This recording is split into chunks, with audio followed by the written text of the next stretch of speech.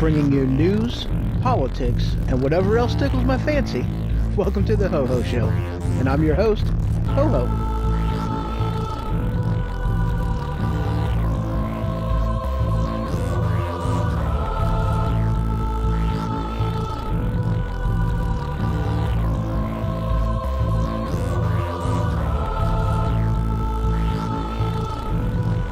Broadcasting live from the attic. You can follow me on Twitter, you can find me on Facebook and YouTube, and you can email me hoho@thehohoshow.com. Welcome to the HoHo Show, and as always, I am your host, HoHo. That's right. Alright, well today I have a special guest with me, friend and colleague, Trucker Al. How you doing today? I'm doing alright. How are you doing? Man, if I was any better, I'd be twins. Oh boy. Oh, dude, that's a scary thought for me because I've lived with myself. Yes. I terrify the hell out of me. Yeah, you can make up to it, you too. Right?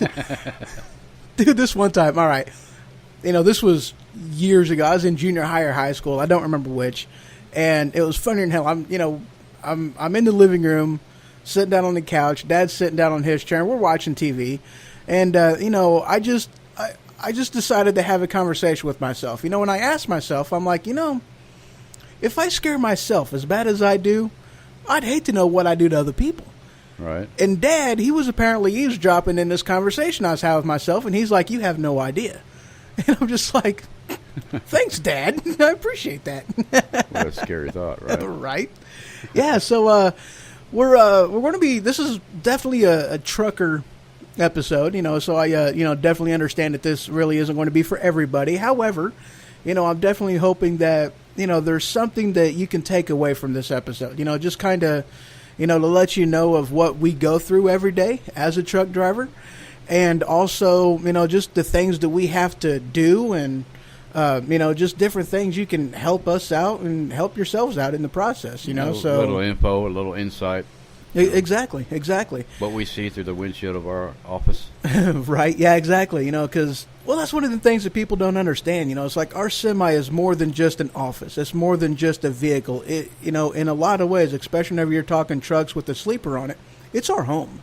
Yeah, definitely it's our home for at least 3 or 4 or 5 days, maybe 6 days a week. Right, and depending if you're an over-the-road driver, I mean, hell, there was whenever I worked for CRST, right. My longest stint was, 7 weeks straight out over the road. So, I've done the 30-day stretch at a time, too. That's where you start getting kind of buggy and you need to hurry and get out of that truck. Get back home or do something to stay out of that truck for at least 3 or 4 days. Oh, yeah. You definitely have to have that time to just wind down and decompress. Right. You definitely need that. It seems like the road, when you're out that long, the road starts creeping in on coming, like, through the windshield at you.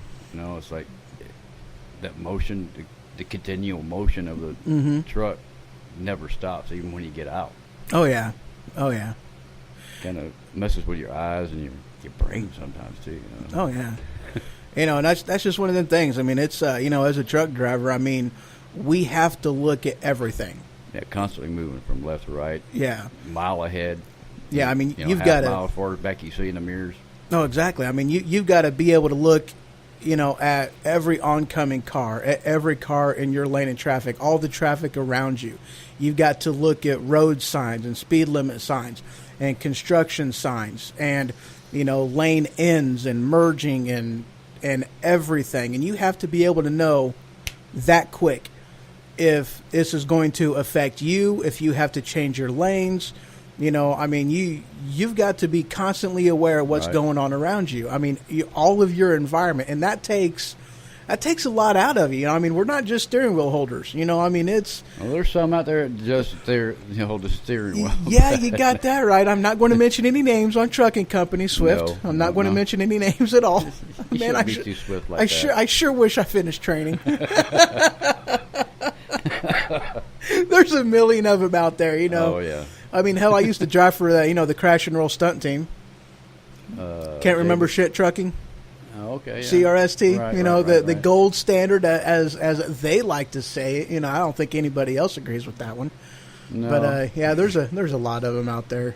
I don't know all the little tidbits of each company's names, joking wise, and all that. But I know some of them, but not too many. Yeah, well, actually, truth be told, the only ones I know is, Swift, because everybody knows Swift. And JB. I'm not sure of any. Yeah, JB Hunt. Yeah. You can change it with a C. Oh, yeah. Right. Right. So, that's just kind of a couple of the things we're wanting to cover. And I'm also wanting to kind of go through, hours of service. Well, yeah, hours of service regulations and whatnot. And I'm also wanting to touch base on something else, too. Come December, 18th, is it? I believe it was 18th. Yeah, yes. December 18th. Our nice, lovely federal government has, they've put into, well, I can't really call it a law because this didn't have anything to do with Congress. Regulation. Yeah, a regulation that every, commercial motor vehicle, or CMV for short, is going to have an ELD or electronic logging device. And, just kind of, now granted, you're not familiar with, ELDs. You've really never had to use them before. I've never used them. Right. And I've used them with, when I worked for Super Service. However, you do have, you're a wealth of information in the, just in the trucking industry itself. Right. So how long have you been a driver? Oh, about 30 years. Oh, wow, really? I didn't know it was that long. Not counting the military, too, because I did drive in the military also. Oh, you did? Yeah, plus mechanics.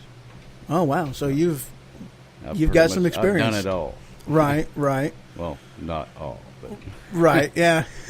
pretty much a lot. Right, yeah. Wow, I didn't realize you had 30 years experience. That's Oh, yeah. I'm pushing like 7. I'm a young pup. I understand that. Right. I know I am, Yeah. But even still, it takes about 5 to 10 years before you can really consider yourself. I don't really want to say experience because, it's one of them things that you constantly are learning new things, and you never can have that outlook at it that you know everything, because that's whenever you kind of... I've been at it for 30 years, and I still don't know everything. Oh, yeah, and well, that's just kind of part of it, If you knew everything, you knew how everybody would react around you. Yeah. So you can't know everything. Yeah, well, and you just can't compensate for drivers that constantly are doing stupid, and that's one of the things, that I was wanting to address in this is, with different road hazards that you have, and, what would you consider as the biggest road hazard out there on the road as a driver? Now? Yeah. People on their phones. Right. Basically just Not paying other drivers, attention. period. Yeah. Four-wheelers. Not paying attention. Yeah. It doesn't matter if it's a four-wheeler or a big truck. Right. Oh, yeah, same. Everybody, they all do it. Oh, yeah. And that's one of them things, too, that's like, I can't, and I've tried, and this is why I don't, but it's like, try to texting and drive.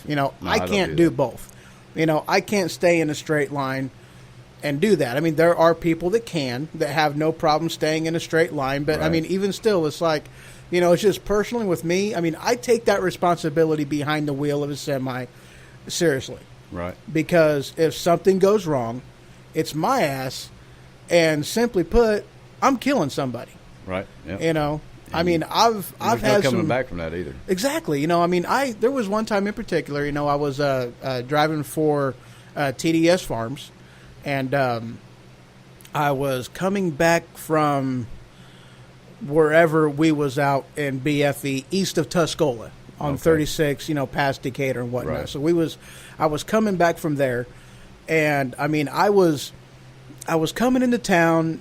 The speed limit just got done dropping from 55 to 35, and I got this red pickup truck in front of me. This was about ready to make a left-hand turn, off the highway and onto a city street, Right. And so I seen him plenty of times. So to save my brakes, I just backed her down, to where this way I knew that by the time I got to that intersection, that truck would be completely out of it, and I wouldn't, I saved my brakes. Be in the clear. Exactly. And that's part of it too. Truck driver, you got to think ahead constantly. And as soon as that guy got out of the intersection, some old white-haired Betty, what the heck was her name? Betty White, in a four-door. Betty Crocker. Or something. Yeah, Betty Crocker. No, Betty White looking older lady in a four-door gray sedan, Saturn. And yes, I remember this, and this happened quite a few years ago, but that stuck in my head. As soon as he got out of the intersection, she turned left-hand turn right in front of me. Oh, wow. And I'm going like 40 mile an hour, barreling down on her. I locked them brakes up. I went off to the side to get around her. I didn't want to go into the ditch, and so I cut her back onto the road, jackknifed, and I only missed the front end of her car with the back end of my trailer by mere inches. Yeah. Oh, yeah. My butthole puckered. Wow. Yeah. I mean, I damn near killed her. There was one time I was coming up through Florida on 601, I believe it is, 601. Mm-hmm. There's a series of stoplights, and between each stoplight, the speed went up to 60 mile an hour. But I was coming up to one stoplight, and there's a couple of cars, and all of a sudden it turned yellow, which I was pretty close to it. Mm-hmm. But the car in front of me decided to stop on that yellow. Oh, shit. Yeah. This was only like 3 years ago. And I had to slam on them brakes so hard and veer I would have ran over the top of her. Hell yeah. Luckily, there was a little turn lane on the right-hand side. Right. And by the time I got stopped, I was already half a cab length ahead of her into the intersection before I stopped. Wow. And she was busy just looking on her phone. And then, stopping soon. I was hauling 80,000 at the time. Yeah, so that's one of them things. People don't realize that it takes a little bit of time to stop 80,000-pound vehicle. Yeah. If you're going 60 mile an hour, you're going to use at least a full football field length to stop. Oh, yeah. To zero, Now, I could be wrong on this. I'm not 100% sure, but I think I don't remember if it's like going 55 or 60.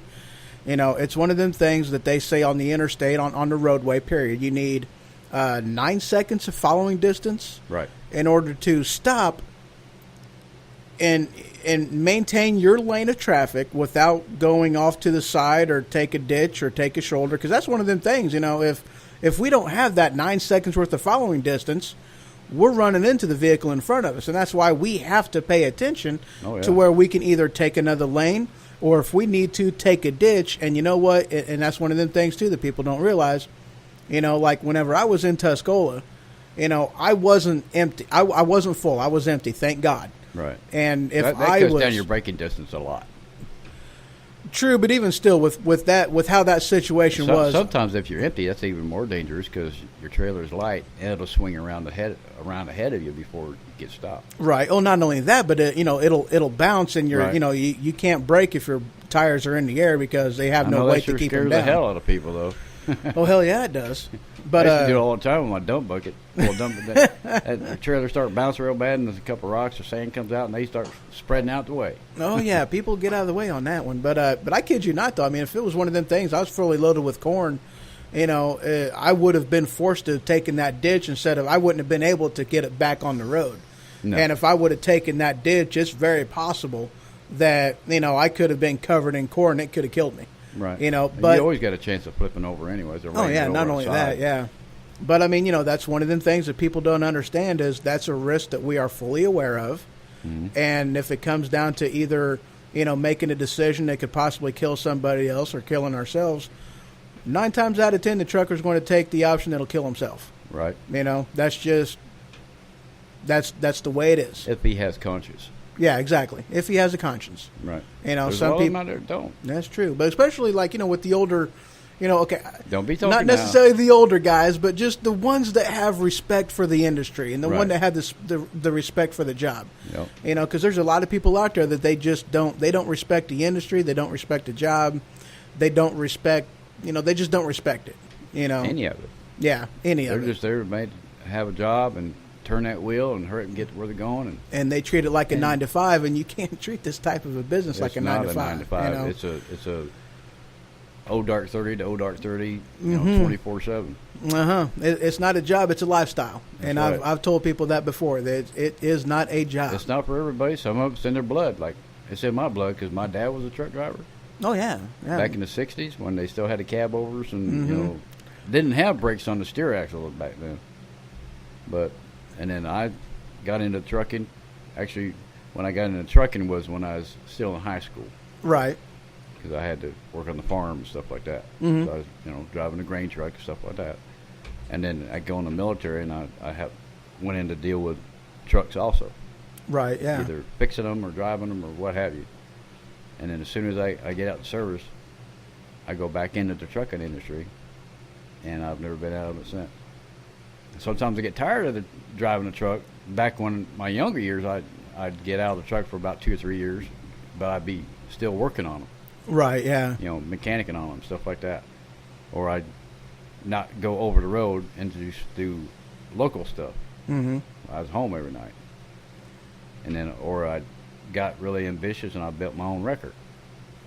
So I took an old 88 International Eagle, stripped the sleeper off of it, the fifth wheel off, and fabricated the light bars, the toolboxes, and got old 750 Homes record. Yeah.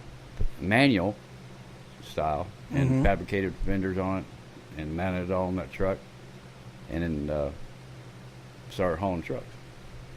You know, going out the interstate and picking up the whole semi and everything, pulling with that with the old cable lift. Right. Okay. No okay, underreach. Yeah. No underreach, just a cable lift with a bar, wow. T-bar. Yeah, that's a challenge. That truck would go 120 mile an hour. Oh, very nice. Yeah. Well, that's one of the things that I did too. You know, I drove for, roughly right around 2 years. I mean, give or take a month. You know, I drove like 10, 11 months with CRST, and then I drove for a farmer. And then after that, it's just I got out of it for about 4 or 5 years. And then I've been driving now again for, 3 years and a few months maybe is what I've been driving now straight. So, right. Yeah. But yeah, with the company that I'm with now. So we're going to take this opportunity to take a quick break. And when we come back, we're going to discuss, probably hours of service and different things with that. And then we'll get into ELDs and, is this something that is actually going to help save lives, or is it just going to get in the way? And that's kind of what we're looking into on that. Is it something that's going to get in the way, or can it actually have the potential to save lives? So that's where we're at. So a few minutes, we'll be right back.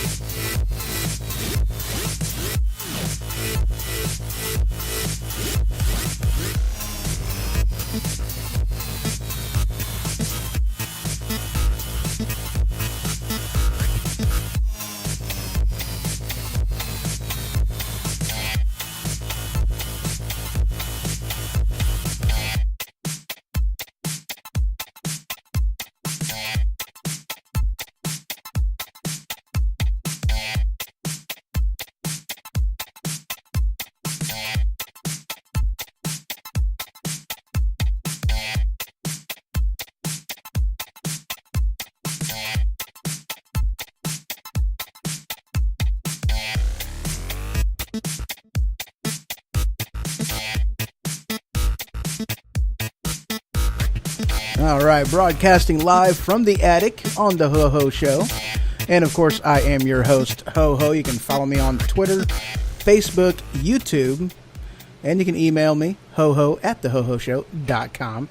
And I got to do this one, too, just as a kind of...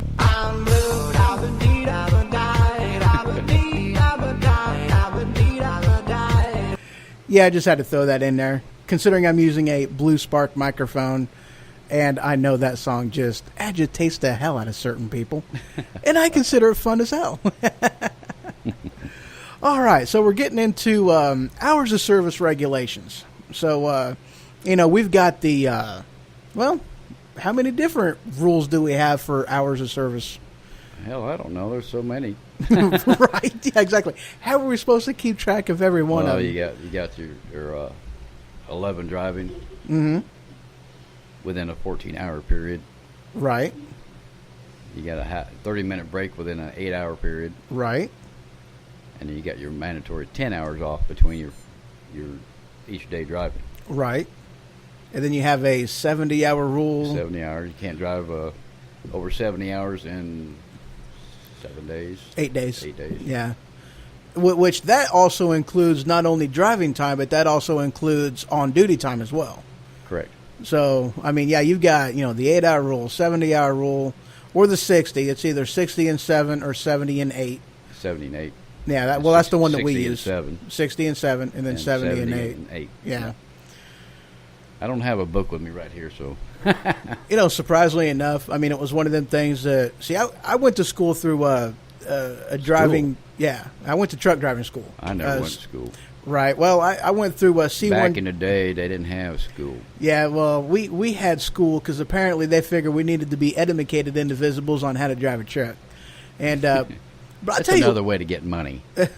Well, that's what it amounted to because the CRST, they put me through school and it was a contracted type of a thing to where I had to work with them a minimum of 10 months before I could, get away from your contract. Exactly. Before I paid back my contract. And, of course, with the contract, I got paid, less. I didn't get, full company pay. But after that, and I was still making, oh my God, I was making bank. Yeah. I made $650 to damn near $800 a paycheck, and I got paid every Tuesday and every Thursday. That's not bad. Yeah, I mean, and that's bringing home. So I was bringing home anywhere from $1,200 to $1,600 a week. I remember when I was making $40 a month. Nice. Yeah, but I didn't bring that home. Right. Yeah. I own my own truck. Oh yeah, hell yeah! I've actually considered doing that, I but wouldn't do it. Yeah, Not well, nowadays. It's kind of like a yes and a no kind of a thing. Like I wouldn't want to do the whole ELD, but I mean, truth be told, with the considering that we are in the information age and a lot of that, like brokering a load, that kind of stuff, it's a pain in the ass unless you're, you really have unless you can do your own brokering. Exactly. Yeah. Because each person you go through, they take their cut and pay. Oh yeah, absolutely. But that's one of them things that's a plus in the industry today is that considering with the information age, the ease of access of the internet, no matter where you're at, you definitely have that. Did you know that Uber actually has trucking now? No. Yeah, Uber trucking. Here in the States or in Europe?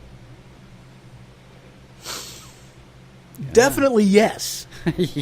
One of those two. No, I really don't know. Okay. I'm not sure if it's available in the States. I know that, it's still in its starting phases. So, I mean, it's really not widely used right now. That they don't have a very big network put together yet. I seen something on, I think it was Facebook today or yesterday, that they got a place down in Texas now is rent a big truck.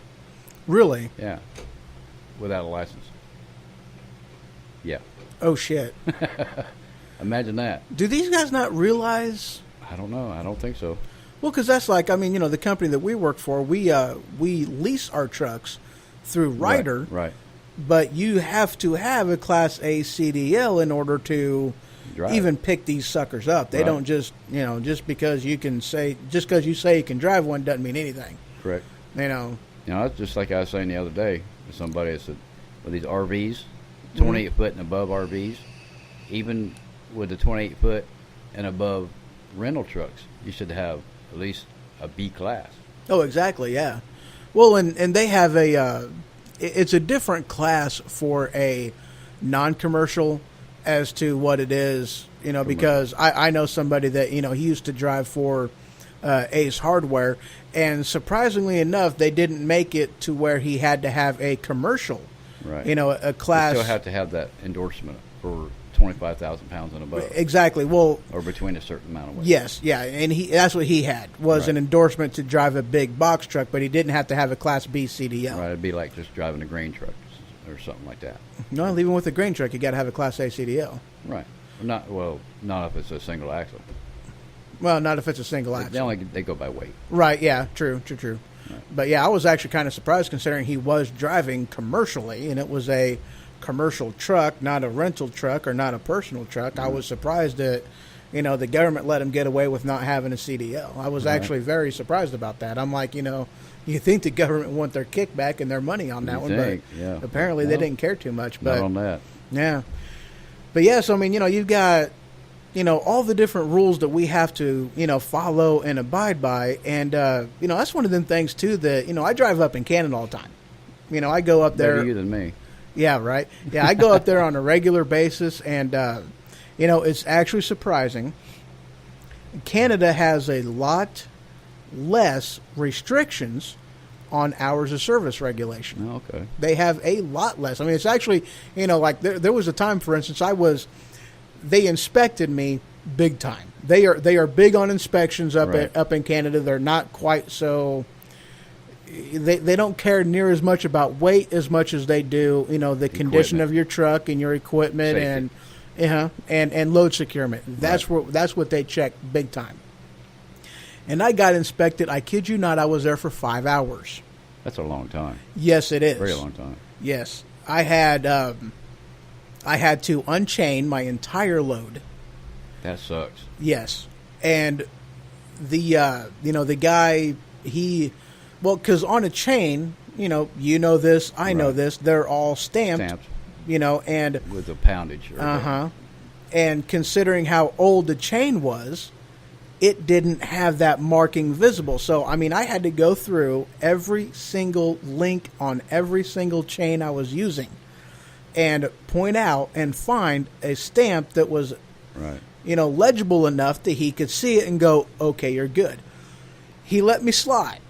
He's like, I've been doing this long enough. I know that them things are on there. I know you're good, but, I can't guarantee if the next guy down the road that inspects you, if he's going to be that lenient or not. Right. You need to change these out. So since now I have all new chains on my truck, but that's one of the things that took me so stinking long. Right. Is going through a lot of new binders too. Oh yeah. And they don't allow the snap binders up there either. They do on the west side. Oh, they do on the east side too. Oh, they do. Yeah. I always thought it was just ratchet. Well, see. Here's what you have to do with the knuckle binder.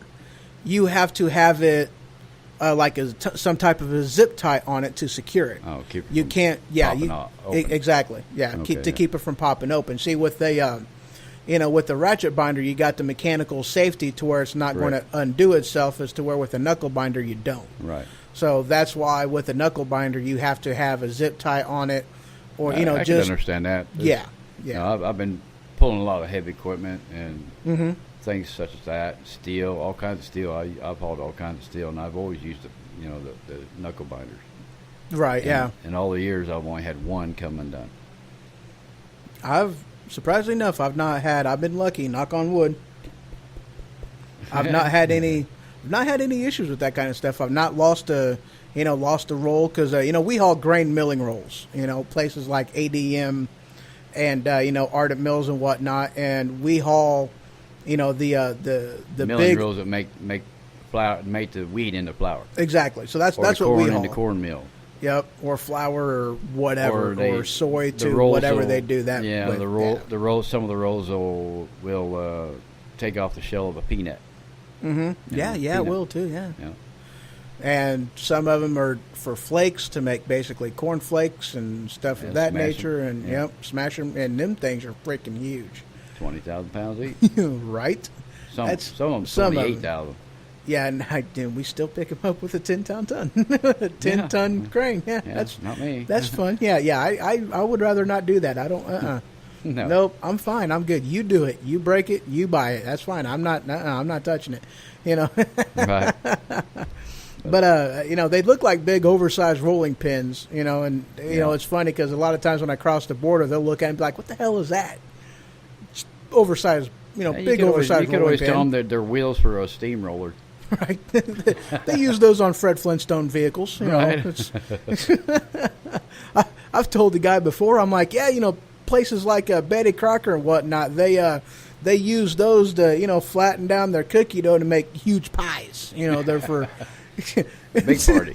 Big party, yeah. It's big stuff. Of course they didn't believe me. I've joked around probably a little bit too much with them border crossing guys, because one of the things you're really not supposed to, that's one of the things they say is don't mess around with them guys. I mean, right. if they don't want, say, well, that's not how it is in the USA. Oh no. Oh yeah, you definitely don't say that to them either. Yeah, No. But yeah, border crossing. It was funny this one time. This guy was like, you ever been arrested or anything? I'm like, yeah. It's like, I've been arrested a lot. And the guy looks at me like, what the hell? I'm like, oh, no. Nothing major. It was just traffic. I had this issue that I couldn't remember a court date to save my life. Right. Which it was okay because they didn't mind. The judge would just send his little army of minions to find me, and then Right. they'd let me know that I messed up, and then pay the fine. they'd take me in and fingerprint me and pay the fine and whatnot. And it wasn't any big deal. It was just, it's not like it was anything criminal. It was just, basically contempt of court. But yeah, I explained it to them, and they look at my record and they're like, oh yeah, we see what happened here. And the guy just laughs at me, and they're like, yeah, we see you're an idiot. You can't remember a court date. It's like, yeah, that's all it amounts to. It's like, it's nothing major, but right. I've been questioned about that several times. It's funny. I've had to laugh at him though. This one time, this guy, coming back across, this guy asked me, he's like, do you have any money with you? I'm like, yeah, I got some money with me. He's like, Canadian? I go, yeah, about 50 cents. He's like, you got any American? I'm like, I think I got a dollar. He's like, I got $1 US and I got, like 50 cents. He just looks at me. He's like, you use a card most of the time, don't you? I go, yeah. He goes, you really don't? I'm like, no. He's like, I'm just going to put 0 on here. I was like, this is not even worth my time. Right. And you got to declare that every time you cross the border. Yeah. Well, basically, for the most part, they say that any substantial amount of money, anything over $500, but with me, I just, whatever I got, I just tell them. Right, yeah. But yeah, I just tell them whatever I got because they ask me the question. Right. I answer it. They don't specify any type of a threshold, so it's just if I got money, I let them know. But yeah, they ask you that every time you cross. Wow. Any tobacco products, any weapons. Right. Well, I guess it's steel bars back there, but yeah. Well, I even had like my box cutter. I had it right on the dash right there in front of them, so they can easily see it. You got any weapons? Like got a knife, a box cutter right there. He's like, okay, you're fine. Got any tobacco product? And I'm like, I got my vape. He's like, that doesn't count. That's not real tobacco. All right, get out of here. Well, yeah, it's not, and it's not even tobacco-based nicotine, which people don't understand that. Yeah. But, so we've covered some road hazards and, just some of the things we got to deal with every day. People that, cut us off and slam on their brakes and, doesn't want to let you over when we got to change lanes. In front of you and hit their brakes and you can't stop in time. Don't do that. Don't do that. No. This one time I was driving, and this was after I had gotten a dash cam, which for y'all truckers out there, I definitely recommend a dash cam. It is a CMA purchase.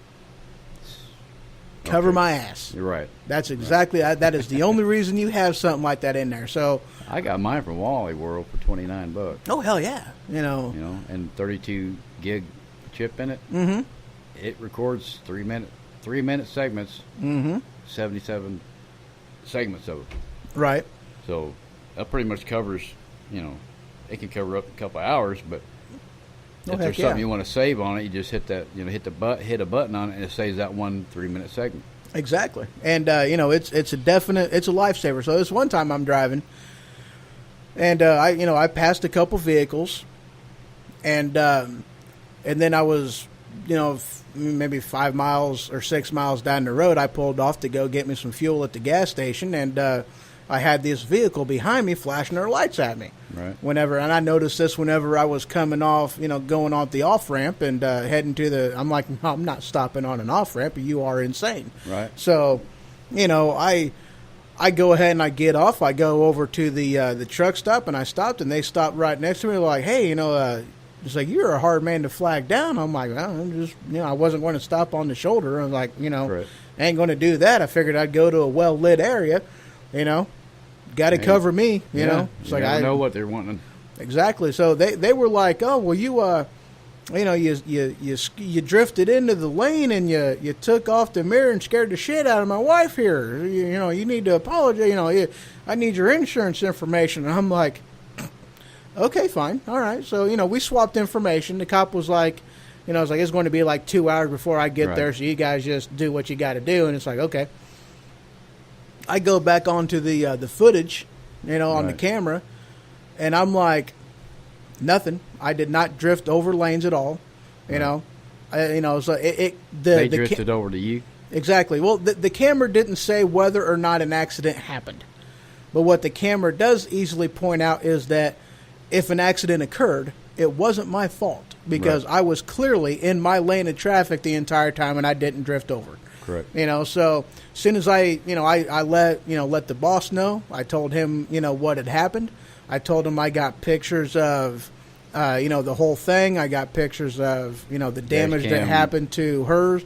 And whenever I got home, I downloaded the video from my dash cam onto his computer so that this way, if it comes back and they try to do something about it, hey, here's video proof. It wasn't my fault. Not me hit you. Exactly. Right. So I'm like, it was a definite cover your ass. And I've seen, I've seen stuff on YouTube that, is a definite holy crap type of thing, and it's like, wow. This is, I've seen some stuff on YouTube. Yeah, I've seen a lot of stuff here lately. Too. Yeah, it's like, how can people be so stupid? Exactly. And just, there's better ways to get a paycheck from an insurance company than to play chicken with a semi. Right, because you definitely ain't going to survive it if it happens to be, you get run over the top of the car. You ain't coming out of it. Oh, exactly. And I've seen people do that. Just get right in front of a semi and then just slam on their brakes. And it's like, are you kidding me? Are you retarded? I don't get it. So, all right, we're going to take another quick break. About a minute and a half, give or take a second or two. And when we get back, we're going to discuss ELDs, or electronic logging devices. I'll be right back, guys. Yeah, right.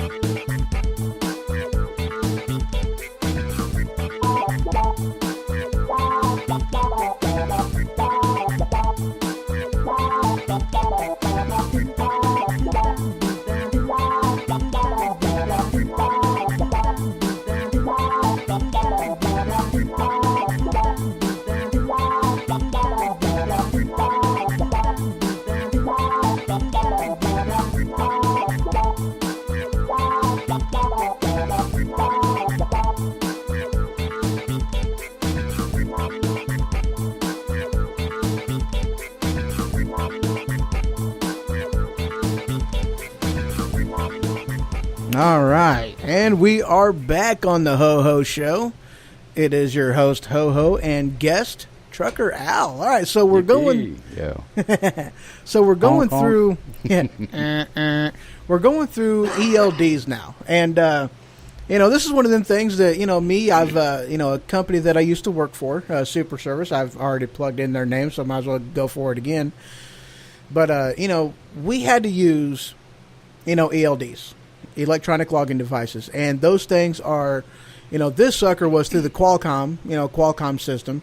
So Right. I mean, it was full integration, satellite uplink into your truck, the computer, everything. Okay. I mean, it is a complete black box, hard line system linked into everything. That's the only thing I ever had was back in the mid 2000s was a Qualcomm. Right. Yeah. Which is just for the information thing. right for messaging back That and was forth it. your dispatcher and Right. load information, and Right. I use that in for CRST as well. But whenever I did Super Service, they had the whole ELD system in there. I mean, this was 3 years ago whenever I worked for them. But and truth be told, as a company driver, that didn't have the extra pressures of just outlaw trucking. It's there, Oh, yeah.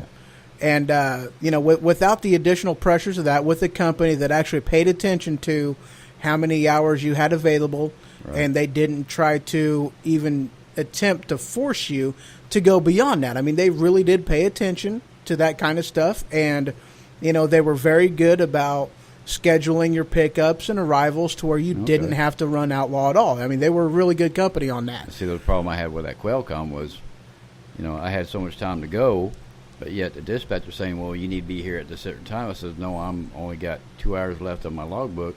Well, you need to go anyway. Right? Yeah, exactly. And then if you happen to do that, and then you get from the people that's doing your logbooks and stuff like that, comes back to you in a couple of days. Oh, you're in violation. We're going to take some money from you because you drove over. I said, well, the dispatcher told me to, but they don't care.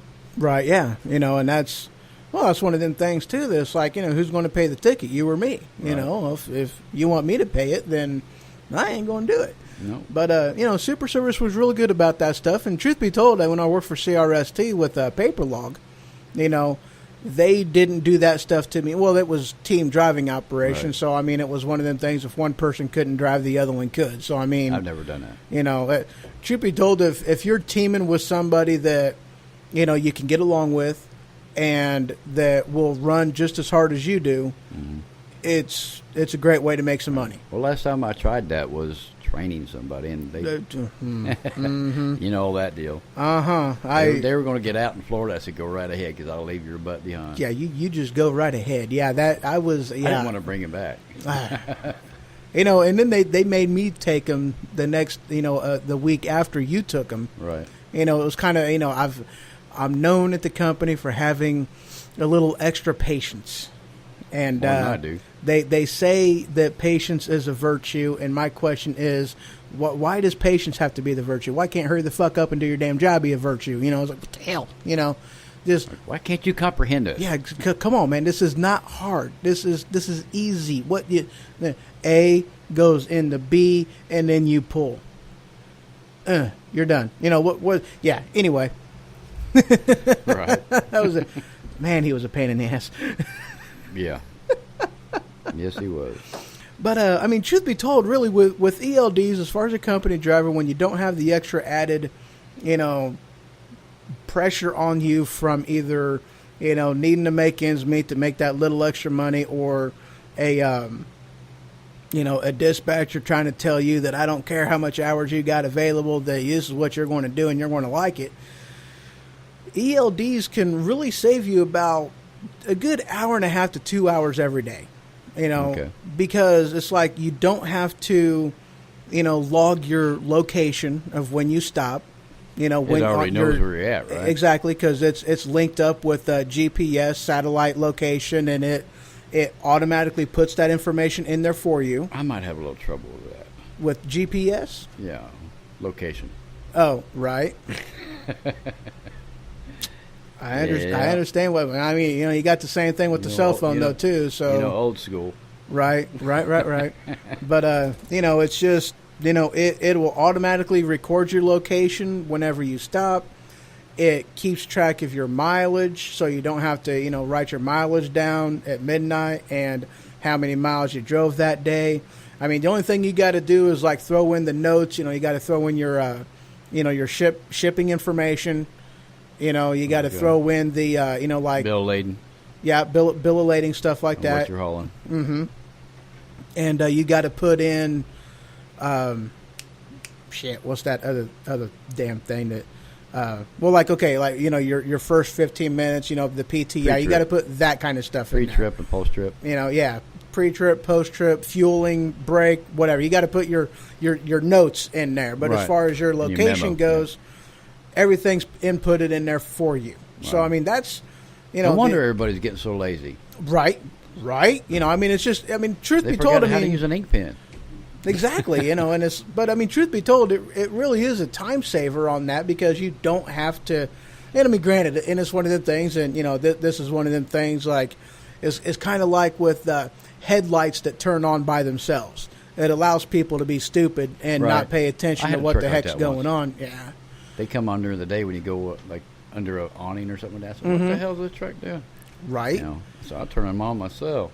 Right. Yeah. So, it's one of them things that, you're less apt to pay attention to where you're at Yeah. if you have even the same thing with the GPS, the same problem, get out a map and see where you're at. Well, I don't fucking know how to do that. So that's all I ever used before was a big one of those big atlases. You had to bring out the page and get the blow up section for the city. Exactly. Look at there and try to trace down where the street is and write down the streets where you're supposed to turn and all that stuff. Oh yeah. Yeah.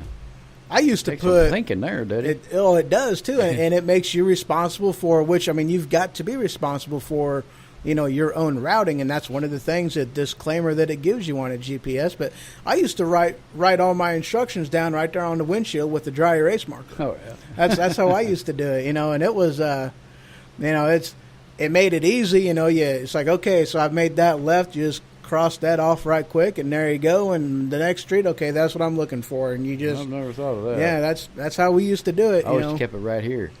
Oh no, my memory wasn't, and that one of them things too that I did that working for CRST, having a another driver in there with me, and you don't have to think about where you don't have to give them the rundown of where you're going, Right. because all the instructions are right there, directions of where to Okay. go and whatnot. So it definitely made it easier.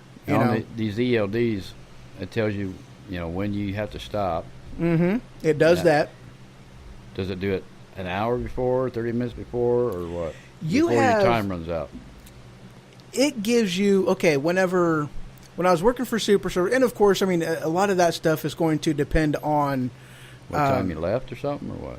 well, it depends on the system, the type of system. I know with the Qualcomm system, whenever you're moving, your Qualcomm automatically went into basically a safe mode. Okay. And unless you had the GPS function activated on it, but is what it did is it put up the clock right there. Oh. This is how many hours you have available to drive before you have to shut down. So obviously, if it was you just start your day, your clock is never going to be any more than 8 hours. Right. Period, because you got that 30-minute break within the 8 hour Right. within that first 8 hour period, and See, what I'm used to doing is when I start out in the morning, I'll count over 8 hours, and I'll back up an hour or hour and a half and put a dot right, on the top of the ledger where I need to take a break. right. And then I count over from when I started to 11 hours and put a dot, and then I'll put another dot where it goes over to 14 hours. Exactly. This way I'm getting close. So if I had to stop at 6 o'clock, in my head, I'd still remember it's 6 o'clock from the morning time when I have to stop for 11 hours. Right. I would, start finding a place or something like that to stop. Mm-hmm. So And of course, a lot of that depends on like different unloading times and how much time you've done at the customer and whatnot. I think the only thing we might be positive for us, we don't have schedules. Right. We don't have appointments. Right. We don't need to make appointments to deliver. Right. Which we got an 8 or 9 hour time frame that we can deliver. Right. Yeah. It's just like are they open? Yes. Okay. Good. I can get there. Right. We got to pay attention to what time they open, what time they close. Okay. So I've got 3 or 4 people I got to hit on this day and get it all done in order for me to and that's one thing that I actually do love about with the company we work for is as far as the scheduling type of a thing, they really do leave us to our own devices on that. Right. Which I like that. The only thing that we really got to concern ourselves with, for the most part, is, screw around enough to where you are, it hinders and gets in the way of your next week's load, and that's where you cause problems. But other than that, as long as you don't do that. Right. They pretty well leave you up to your own scheduling, and and of course, if you got customers that are, hey, we need this by such and such a day, then you need to get it there by such and such a day. Then you have to switch a route around. Yeah, and I've had to do that several times. You got to, instead of going this way, you got to take your route this way, and it changes everything, but. That's the way it is, and that's one thing I really do like about those companies. They really do give us that freedom, Right. As long as you don't screw off so much that you're hindering. It takes you 5-6 days to do a 3-day run. Right. I've on purpose done 4 days to do a 3-day trip, though. Don't say that too loud. But. Oh yeah. No. I never did that. I never once did that. I know you don't do that. Yeah, I don't do that. It's not on that. I've never done that. Never done that ever. And yeah. That Minnesota trip, I did that one in 4 days one time. I'm like, what, screw this. If I get there too early, they're going to want me to go somewhere else, and hell no. You get that right. And that's exactly what I've done too. And I've also done Tampa, Florida, up to Taylorville, Illinois in one day too. I don't want to hear that. I tell you what, I've never done that. I've never I've never gone 950 miles in one day. Never, and that's illegal, buddy. That is illegal as hell. That's right. And you can't do that in 10 hours. You cannot, yeah. And that's what I did. I did it in 11 hours straight. That's how much that took me to drive that 900. You must have paid so many to boost your truck up. I did too, man. I had a flux capacitor on that SLB, and Damn. The lithium crystal. The lithium crystals. That sucker. I had a lightning rod on that sucker, get me up to 88 miles an hour, and that sucker turned on 1.21 gigawatts, and I went right there, man. And you're lucky the damn scales were closed. Yeah, damn straight they were too. It was Saturday. Right. I know that route. Right. Yeah, the only ones that wasn't closed was the Florida ones going out, and that was it. Well, the ag right. checkpoints. Yeah, the rest of it was all closed. So, But I tell you what, though, my logbook was right. Well, that's right. It looked right. They're always right when you turn them in, right? Exactly. They look pretty when I turn them in. That's all it counts. It doesn't. It may not be. It may not be the what you would call anything close to the truth. Not at all. No. And that's one of them things too that, we. And this goes for any trucker, any trucking company. That there's a lot of the times there's more that you do for a company that is reflected by a logbook. Right. And that's one of the issues that we have with our company right now. It's just there's a lot more that we do that doesn't get reflected in a logbook. No. And some of it should be.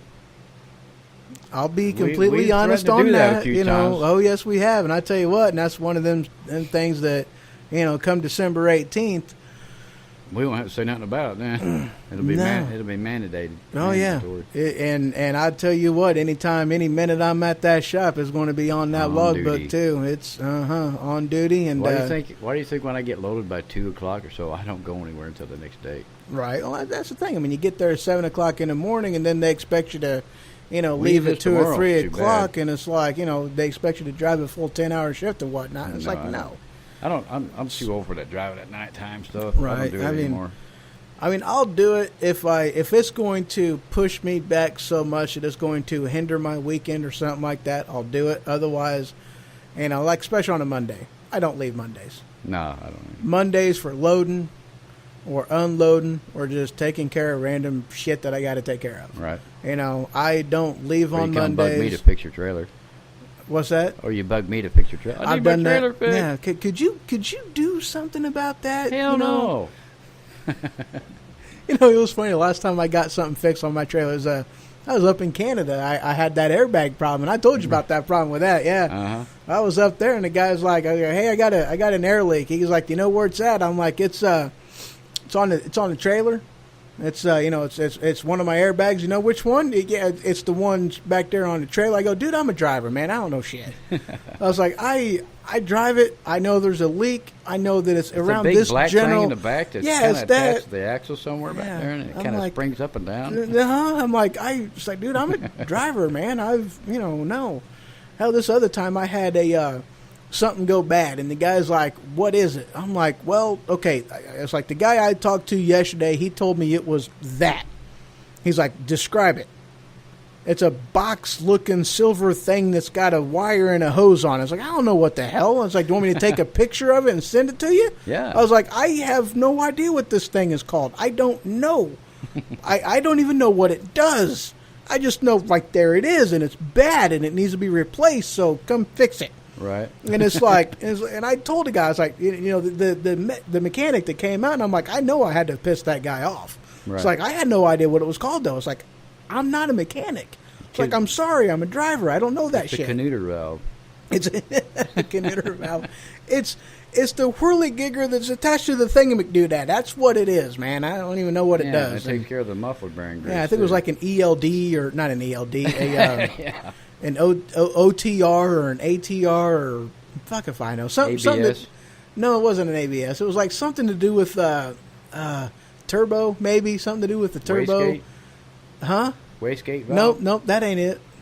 Mm-hmm. I don't know. It was something that I'm a stupid truck driver. Oxygen I don't. sensor? No, it wasn't oxygen sensor. I mean, they replaced it with a brand new thing and whatnot. I mean, all kinds of good stuff. Oh, it works great now. It's perfect. Okay. Cool. Yeah, it's beautimous. It works good. Right. Well, needless to say, I was losing a lot of antifreeze. Oh, okay. Yeah. So it could have been the EGR. That's it. It was an EGR. That's what it was. I knew there was letters and stuff in there. It was a good time. All those Ackerman. Yeah, so many different things, and but I did. I'm like, it's that. It's right there. That's what it is. It's bad. See, back in the day, we didn't have all that stuff on the truck. And that's the thing too, that they put these things on there to make it more, economic and less of a carbon footprint, and to make them more efficient running engines. And it's funny, like with the DEF, it puts out more bad emissions than what it does to regular exhaust. Who would have thought they would actually make money off of cow piss? I thought it was cat piss. Well, it is. I mean, it's ammonia and water. That's what it is. That's what DEF is. It stinks. It all stems back to California. Oh, that's exactly what it amounts to. They want money. Mm-hmm. So they make everybody do it. Now they're thinking about taking them back off the newer truck. Yeah, well, that's because they don't work. Right. They do not. I mean, it may make the exhaust look cleaner, but it isn't any fewer toxins or safer or better for the environment. I've been in my truck for 5 years. Mm-hmm. And you can see a white stream running down where it comes out of the exhaust and runs down the pipe on the outside and drips down on the ground. Oh, yeah? Yeah. Oh, yeah. I've seen white streams before. Don't even go there. What was it that gave it away? Was it look on my face? Something like that, maybe. I don't want to say. Yeah, we'll not even go. Yeah, how about them? Joy? Alrighty. Well, guys, that puts us at an hour. That's pretty much all I got. Is there anything else you was wanting to cover, Al? No, just everybody needs to watch out for each other out there. And, right on. Watch your 360. That's right. Watch your 6. We can't stop on a dime, and y'all made of plastic. Right. That's just one of them things. It's like, and truth be told, and this is an opinion that I've had, ever since I started driving, and ever since I started riding a motorcycle. That there are two things that everybody should be. It should be mandatory that it's taught, at least in some way, shape, or form. And that's just the simple, laws of physics when it comes to a semi. Right. To make people aware that no, we can't stop on a dime. Yes, it does take time to change direction, and give us room and give us space to move. Lots of room. That's what we need. Whenever we're making a right-hand turn and you see that it's kind of narrow, then, by golly, get off our ass, stay off of our, stay off of our back tire and don't make us have to sit there and stare at you to realize that I'm not going to run over the top of your hood. Yeah, just... I do that all the time down here in town. Right down here in town. Oh, yeah. I stop and they'll look at me like, what am I supposed to... Get the fuck out of back. The damn way, It's like I'm, this one time, dude, I'm like sitting in the middle of the thing. I'm sitting there. It was green. Next thing you know, this guy pulls up and he's like way the fuck too close. And I'm like, I'm just looking at him going... Yeah. It's like, and it Nobody turns can green move until he moves. So exactly. It's like you need to back up or do something because I'm wanting to turn and I'm in the middle of the lane of traffic. I mean, ain't nobody moving until I do. So you got to get the hell out of my way or something. That's right. At first, he decided that he was going to go around me to make a turn. At that point, I go, oh hell no, and I went forward and totally ruined his plans. Right. I was rather proud of myself on that one. I'm like, it's funny how when you do something like that, when you pull up to a intersection or something, and it seems like people got this glaze that goes over their eyeballs, like, I don't know what to do. Yeah. I don't have no common sense. Do I get out the way? Yeah, I mean, it's just, people don't pay attention. And, I mean, it's one of the things, too, that, and that this is a failure of the city. And it's also a failure of people just not having common sense behind the wheel of a vehicle. But, the failure of the city is there's no line that tells these stupid people where they're supposed to stop, so they don't know where to stop. There is. You just can't see them anymore. Well, they need repainted. Exactly, and that's what I'm getting at. So, I mean, that's the problem. You can't see it, so they don't know where to stop. They think, I could park right next to this other guy, even though I'm in the left-hand turn lane, and there might be a semi because this is a truck route. Right. So. And again, it's an aspect of people just really don't pay attention when they're behind the wheel of a car. What I noticed when I was in the service and I was in Germany, how our street lights, our stop lights are across the interstate or across the intersection. Right. Yeah. There's on this side where you're stopping. There's none across there, so you have to stop back from the intersection to see the stoplight. Oh, that's actually kind of cool. Yeah, because the first time I made my mistake, I pulled forward too far. I didn't know when to go because I couldn't see the stoplight. Right, yeah. I stopped in the green light until somebody started blowing their horn at me. So you can go now, dumbass. Oh, okay, good. Yeah, now I can go. I'm sorry, I pulled up too far. But that makes people stop further behind their, back from the intersection. Right. It gives more clearance for pedestrians and other bigger trucks. Right. Yeah. That's actually a really good idea. That's something that they really should, at least in towns with higher truck traffic. If you're not going to paint the lines. And, if you have a problem with people not paying attention, then that would be a really good fix. It's like, hit you in the forehead. Here's your sign, stupid. Exactly. What do I do? You stop back there. So, yeah. But, yeah, just, give us room, help us out, and, we're out there for a reason. It's our job. It's our livelihood. It's how we make money. It's our office. If it wasn't for us, you wouldn't be eating bread right now. You got that right. That's one of the things, too, that, anything and everything that is in your house, on your person, anything you have ever bought in your entire life got there from a truck driver. You didn't make it, so you had to buy it. Exactly. Especially in today's day and age. I mean, people don't know how to make things. Yeah, make things anymore, and that's, gardening, even growing their own, like cotton to make their own shirts and everything else. Let's don't go there now. Not the cotton pickers.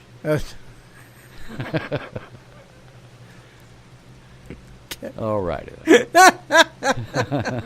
But yeah, I mean that's just it's a lost skill, a lost art, and that's that's one of them things that that I guess in a matter of speaking, the country people are the ones that let's just throw that theoretical aspect out there of what if the shit ever hits the fan, right?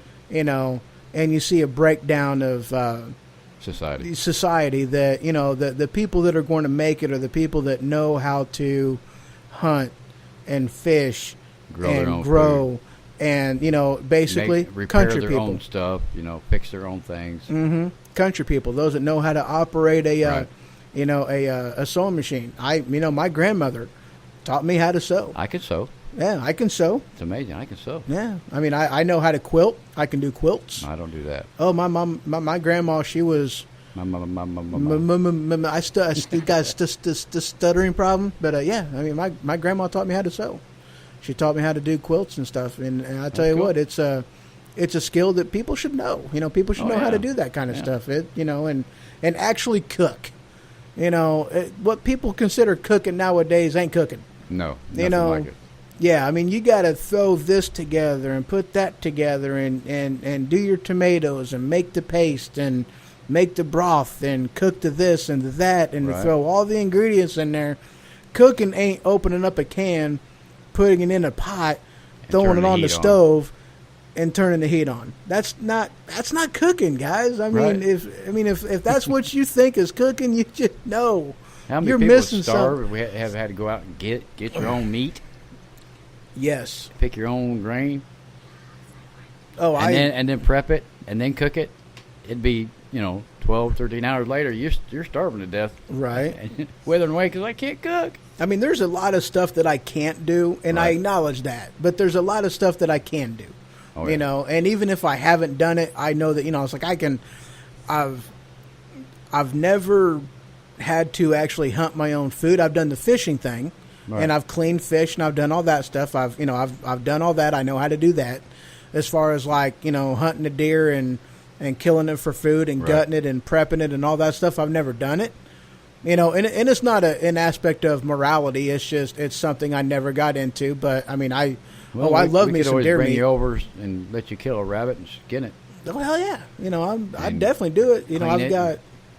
I've got no problem for doing that kind of stuff for food. I mean, that's survival. That's just what we're trying to figure out, or not figure out, but learn also is, save that rabbit hide, learn how to tan it, and you could use that for different clothing or what have you. Oh yeah, it takes 2 rabbit hides to make a hat.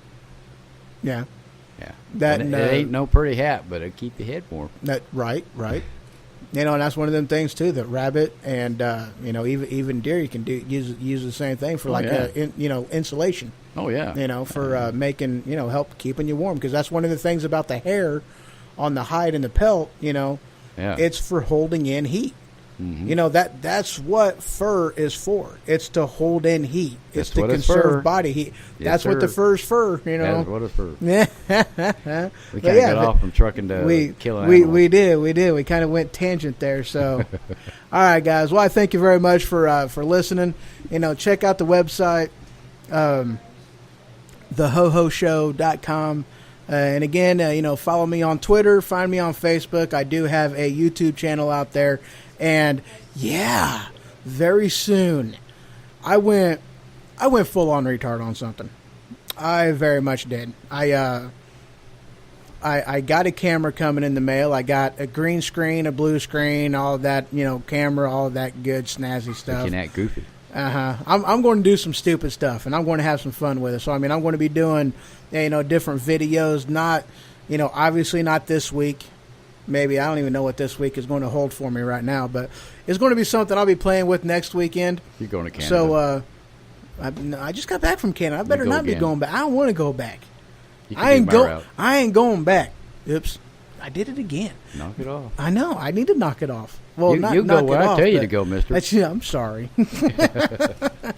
But yeah, I mean, I got some stuff going on. I'm going to be playing with some stuff and just having fun with it and whatnot. So definitely join me. Check out the looniness and just have some fun with it. That's what I'm going to be doing. So it's going to be entertaining.